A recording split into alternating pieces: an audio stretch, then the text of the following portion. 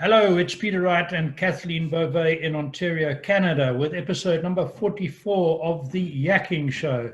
This is where we talk about life, business, and more. And we bring you tips and ideas for surviving and living in the changing world we find ourselves in today. As always, we have a list of interesting guests for you to listen to and watch, and today is certainly no exception. But first, I must welcome Kathleen, and she will introduce our guests. Hello, Kathleen. How are you doing in Kitchener this afternoon? Hello, Peter. I am well, thank you. And thank all of you for joining us as per usual. We so appreciate you tuning in to our shows. And of course, we enjoy reading your comments, so please keep them coming. And if any of you are interested in being interviewed for our show, please don't hesitate to reach out to either Peter or myself. And as Peter was saying, we have another special guest with us today, and we'd like to welcome Jill Armijo. Thank you, Jill, for being with us today. And Jill is a fabulous published author, blogger, and coach, and we're going to go into exactly what she does. Welcome, Jill. Hi, thank you, Kathleen and Peter. Welcome to you guys, to my world for a few minutes. And so Jill, go ahead and tell our viewers and our listeners a little bit about your background and what it is that you do. Okay, what's been really interesting to me about your audience is that people are so fascinating, and they have been through so much and dabbled in this and worked through that, and each person is just so interesting, and it's been really great to hear the varied experiences that one person has gone through in their life to get them to where they are. And I think that was really instrumental in the transformation that took place as I wrote my book. I put off writing my book for years and years and years because I raised a family and my husband has schizophrenia, and I finally wrote it as I was waiting and waiting and waiting for my sons to take turns helping me with all my tech as I was learning to put my business online. And I just had all these blank spaces, and I thought, I might as well write my book. And I just thought it was going to be a big awful chore, and I just thought, I just need to get this out there. People keep telling me, so I'm just going to do this. But writing my book was the best therapy for me ever, because I got lots of perspective on my journey with my husband since his return from the Gulf War, and perspective on my flower child days with my dad on a big pink school bus with yin yang signs and stuff. And all the perspectives and the different things that brought me to where I was able to actually write a book. And I had a good coach that helped me to write a book. And so, yeah, I've had a lot of different experiences, and we all have. And that's what prepares us for what we're doing right now. Right. Very interesting.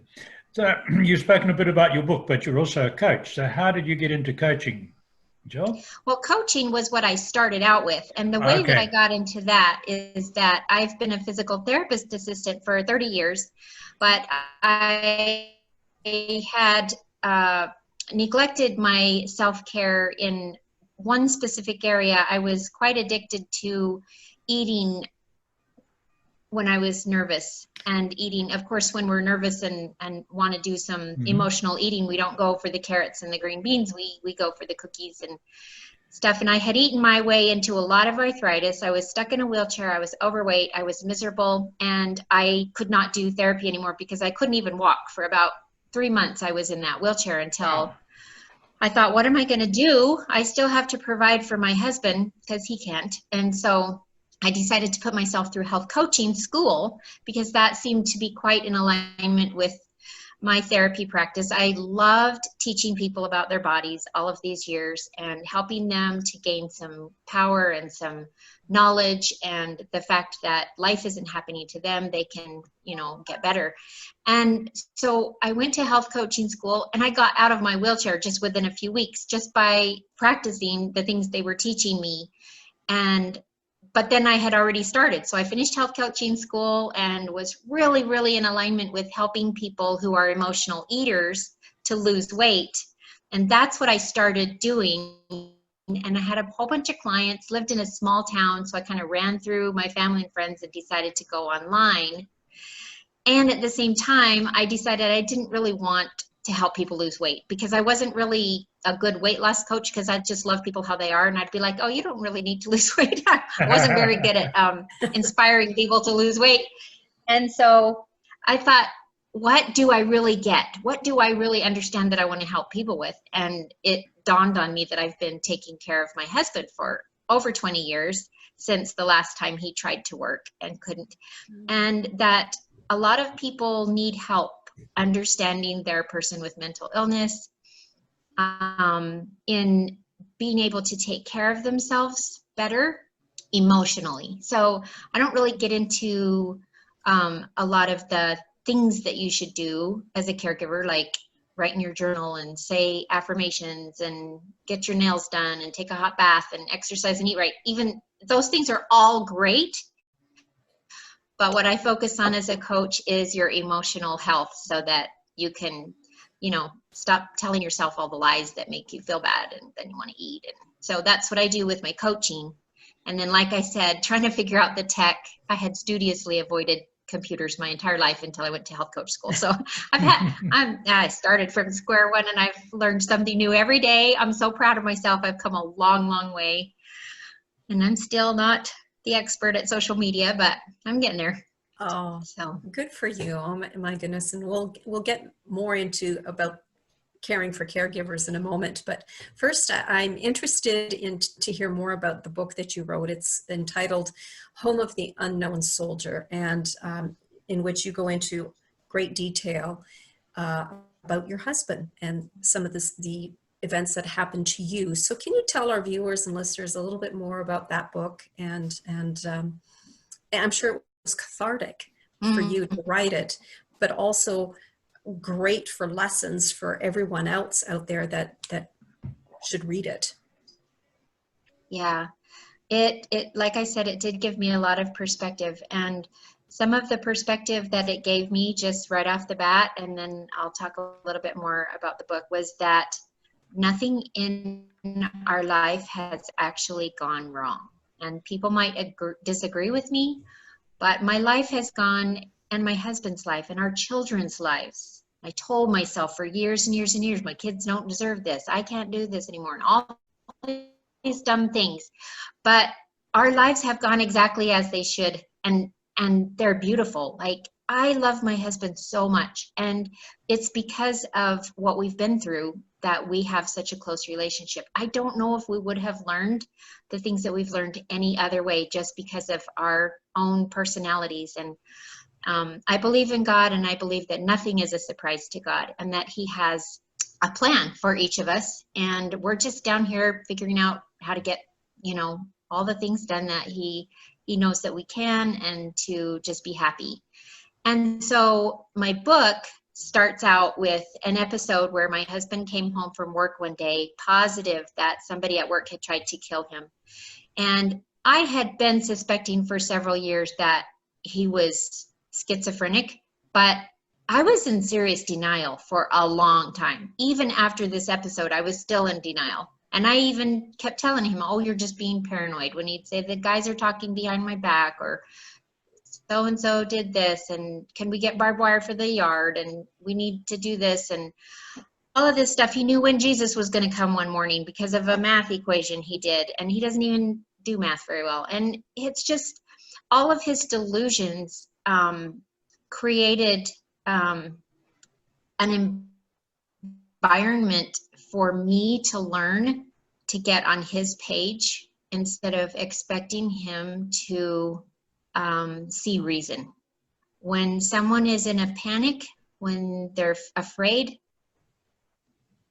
it's like a drowning person. And if you go out there and drown with them, that's not helpful at all. You've got to go out there and be in charge, and you've got to save them, but you've got to understand how afraid they are and help them to feel safe first, or you're never going to be able to save them. And so that's kind of the journey that I've taken. It took me a long time to get there. And actually, our children have been our caregivers more than I've been my husband's caregiver, because they were very little. My youngest was in the cooker when he landed in the hospital. And our kids have said things over the years like, Mom, you know, you didn't handle that very well. And Mom, stop trying to defend me. I'm okay. I can handle this. And my husband's never been violent, but he's really in your face a lot. And I was the mother bear a lot and just not useful at all. And so our kids, they love and respect and just honor their dad. And I don't know where I got these. Well, I know where I got them. I'm so grateful that Heavenly Father sent me these kids. And so I learned that telling myself that my kids didn't deserve this was baloney. My kids totally deserved everything they got, because that's how come they're the amazing adults that they are right now, that they have so much compassion for other people, that they're helpful, that they're honorable. And I don't have to worry a single whit about my children. They've got it all together, and it's because they had to take care of us. Wow, that is a very good perspective on that, because so often we go into that woe is me role when we think we're being hard done by. I did. It's in the book. I'm sure. But you were a very good advocate for getting out of it, and a good example. I was going to switch and ask about your speaking, because you do quite a bit of public speaking. So who do you speak to, and what sort of events, and what do you speak about? So I don't do quite a bit yet. I am a speaker, and I have spoken to very small groups that have gotten together with friends or other entrepreneurs that are, you know, maybe stuck and they need some encouragement. They need to look at their brains. So what I do as a speaker is I actually just give a little bit of an introduction to my story. Not very much, actually, because a lot of it sometimes comes out later. But what I want people to do is to talk about themselves when I speak. So it's very interactive. I have a whiteboard. I have participants tell me about something that's bothering them. And I first tell them something that's bothering me. And then I have the host or hostess, whoever has invited me to speak. I let them come to the whiteboard and they write down something that they've worked through in the past week or month or whatever. And sometimes these are just little silly things. A lot of times they're really silly little things, because we want people to see how we talk to ourselves in ways that aren't helpful, but we can get into our brains and figure out why we're saying those things and figure out what's a better thing to say to ourselves that can help dig ourselves out of the misery that we're in. And people love to raise their hands and get coached. And so it's always a great time. It usually goes way over, and I'm apologizing for going over, but nobody wants to leave. It's just so much fun, and people get some leverage in their lives. And no matter what complaint they come with, and most people come with a complaint, my mother-in-law this or my husband that, it's always somebody who's a problem in their life. And they go away just loving that person so much and feeling compassion, because they just saw what their brain is doing to their own self, and they can figure out what really is the truth and what they want to believe about that person. And it's just so gratifying to see people love the person they came to complain about. Oh, very good. Excellent. So I know that you work a lot in coaching caregivers. And I want to delve into that a little bit, because one thing that I found very interesting on your website is sometimes caregivers, I mean, there's some common feelings that caregivers will often feel. One of them is this feeling of being trapped. Mm-hmm. And although they may love the person that they're caring for very, very much, but there is this sense of feeling a little bit trapped, like you have no choice. Mm-hmm. But you disagree with that. Mm-hmm. I'm so glad you brought that one up, because that is one of the main complaints that I hear amongst caregivers. I feel so trapped. I can't do my thing. I can't explore my hobbies, or I can't get out with my friends. I can't do this. I'm just trapped. And the thing is, I have been trapped with my husband for almost 25 years, COVID came around, and it was no big deal because I've been holding up with my husband a lot of the time, not incessantly, because I do take care of myself. But trapped is just what you're telling yourself. So the thing is, nobody is trapped into caregiving. Nobody is forced to caregive. They caregive, they are giving care to someone they love or care about because they chose to. And they chose to because, number one, they're probably going to be the best at it. Number two, maybe they love their person the most. They're doing it because that's how they want to show up in the world. That's who they are. They're amazing, they're strong, they're beautiful people, and they are willing to do it. They are not trapped. Nobody forced them to do it. And once people really realize that, it gives them a little bit of space. They just feel like, oh, yeah, I am doing this because I choose to, and I can walk away any moment that I want to. So going from there, instead of feeling like a victim, we get to figure out how we're going to show up for ourselves as caregivers so that we get our needs met, so that we're happy, so that we are thriving, because somebody who is sick needs somebody who is thriving to help them. A sick person does not need a person who is down in the dumps and unhappy and unhealthy and depressed and all of those things. And I'm on a happy pill, so I'm not perfect, but you know, I am so much nicer and so much happier when I'm taking really excellent care of myself. So we're not trapped, we're amazing. And so what do you say to people that had maybe not feeling, maybe there is feeling of being trapped, but also it's out of sense of obligation?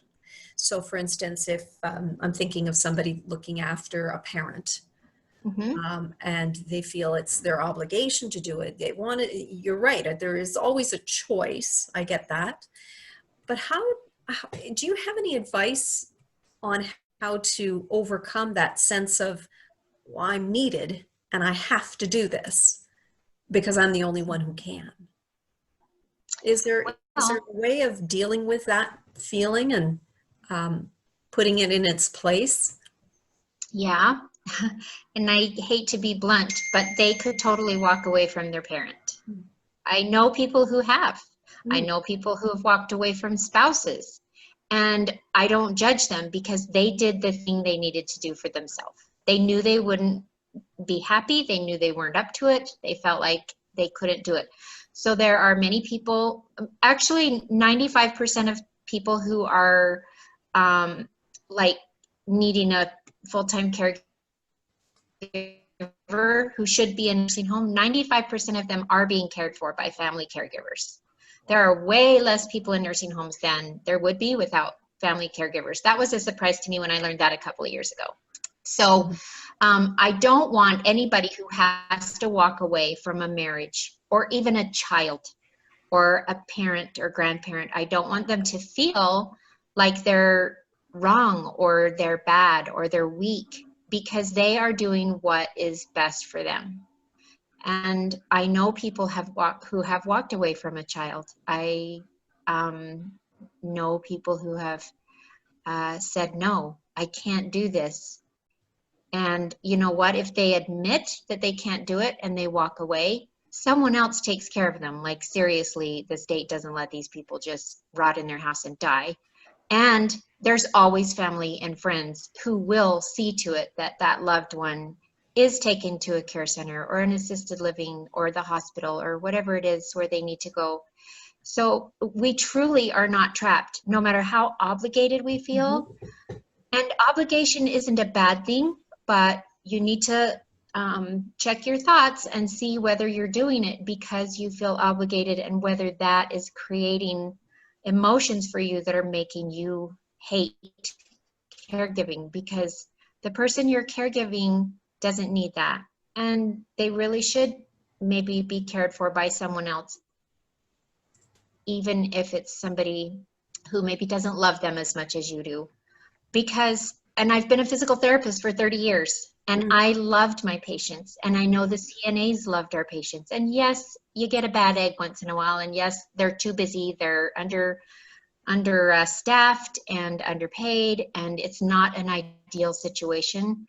But I know the nurses and the other therapists and the nurse assistants, we cared for our patients. We did our level best, and sometimes we just had to do that. And I saw a lot of caregivers crash and burn who waited too long to let us take care of their loved one. And by the time that happened, sometimes they were in the bed next to their loved one because they were the one that had to be admitted, and we admitted their loved one too because we had to take care of both of them at that point.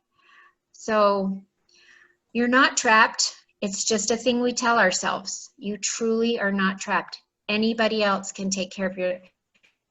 And if you have to take grandma to the nursing home, you're still a caregiver. She still knows whether you love her by if you call her and if you go to her window and say hi, because we can't go in anymore. And they will not feel deserted. They might be angry, they might feel hurt, but they will know that you still love them. They will know it better than if you keep them at home and you abuse them or neglect them or abuse yourself. They don't want you to be abusive to yourself either. Like, I have so many patients over the years who have said, I wish she wouldn't keep me at home. Like, they want to go to a care center. My grandma wanted to go to a care center. We had 7 kids in our family, and it was noisy, and my mom was always yelling, of course, and it was just mayhem in our house. And my grandma kept saying, would you guys please take me to the Golden Living Center because it's quieter there. So they finally took her to the Golden Living Center, and they had guilt, but she was so happy, and she found a boyfriend, and she, like, it's not the end of the world if your loved one has to go to the care center. Right. Yeah. So, Jill, Well, I was reading some of your blog posts on your blog, and the one in particular interested me. It's titled "The 9 Most Useless Words." And we all, I know, Kathleen and I were talking about that this morning. We all fall into that trap. Someone has lost somebody or had a huge upset in their life, and all we do is say, let me know what I can do, or call me if you need help. I can't remember which of your 9 words, instead of doing something concrete and specific. So what is your advice for our audience on that one? my advice is to download the freebie because it's so great. What it is, so the 9 most useless words are, let me know if there's anything I can do. And we say that with heartfelt meaning. We really do want to help them. And we, as a caregiver, we really hear that and we think, yes, I sure will. And we really mean it. We're like, yeah, I've really got to call that person whenever all hell breaks loose next time. And then when we're in the shower, we think of 16 things we need to help with. But then when that person shows up at our door, we go blank. And another part of the problem is that as caregivers, we know what we do all day and it feels hard. And when somebody comes to the door, we don't know what they're capable of doing, what they're willing to do. If it's a little old lady, they don't want to maybe, go help grandpa go to the potty. So we have to we have this little game with ourselves. What are they willing to do? What can they do? And then we don't ever ask them to do anything. And this little old lady maybe could sit down and read books with our kids and take a load off of our hands and help us so that we can go, make dinner or whatever. Or somebody could bring us a meal. We could say, I just really feel like some cookies right now. Do you want to just go home and make some cookies and bring them? And they'd be thrilled to do it. But we don't know that, and they don't know what we want. So my little book, that's the 9 most useless words, is 9 pages in 9 categories of things that you might need and things that other people could do. There's 101 things that are listed, and it just gives you ideas so that you can hand that to either the caregiver or the do-gooder. You can hand it, whoever you are and whatever reason you got the little booklet, you can hand it to them and say, pick something. And then they can just pick something. They can decide what they like to do, whether they can fix your light bulb or help you with your, printer or whatever it is. They can pick something that they're good at that they know you need, and you can just hand that to whoever. And it's a really nice little tool. I've had some people tell me how easy it was when their minister came over or when their friend came over. and they said, let me know if there's anything I can do. And they said, well, here, and you know, when you get it, you circle the things that you need, because not everybody needs childcare and not everybody needs personal care and blah, blah, blah. So no, very good. And people can download that from your website. And that's a good point to ask you, how can people get in touch with you? It's really easy if you can figure out how to spell my last name, and I guess it'll be in the notes. So it's just jillarmijo.com, www.jillarmijo.com. And my email, because you're welcome to email me, is jill@jillarmijo.com. That's great. And just a reminder to our audience, listeners and viewers, that will be in those contact details are in the description at the front of the video and the podcast, and captions on the video. So we have a couple more minutes. Jill, you are so interesting. We're not going to let you go. Kathleen, have you got something else to ask Jill? And you know what, Jill, I so appreciate what you said about caregivers and some of the things that caregivers think and feel, and feeling of defeat. But you're right. There's always choice. And that is such a great reminder. And it's also empowering for the caregiver to know that they're not trapped. They do have the ability to just walk away or say no, or if they're not the appropriate person, to find somebody else that can step in their place. So I think that's a wonderful, wonderful reminder. So thank you for that.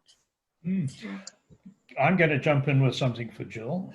Jill, in this age of I would call it chaos and divisiveness we're seeing, and it's not just because people don't like your president, don't get me wrong, and I don't dislike him at all.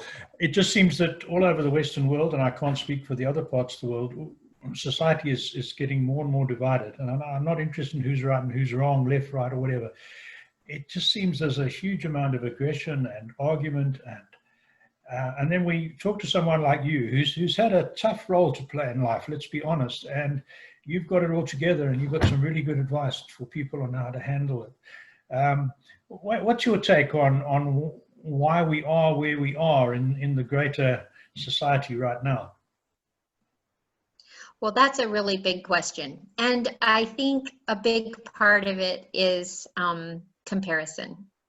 So I think when we compare ourselves with somebody else's life, if we compare our husband with somebody else's husband, when we compare anything, there's this little niggling of pride that seeps in. And whether we think we're better than somebody else, or whether we think they have it better, or no matter what we think, we are tempted to be angry, maybe to the point of being militant. And I think that social media has fueled the comparisons. And I just think that social media is wonderful. Everyone's wonderful, and everybody has their reasons for doing things. And the reason we're so divided is just because we're comparing instead of just accepting and loving. And I when I coach people, they usually come to me saying, my sister is blah, blah, blah, blah, blah. And I just make sure that when I coach that person, I have all kinds of love for their sister.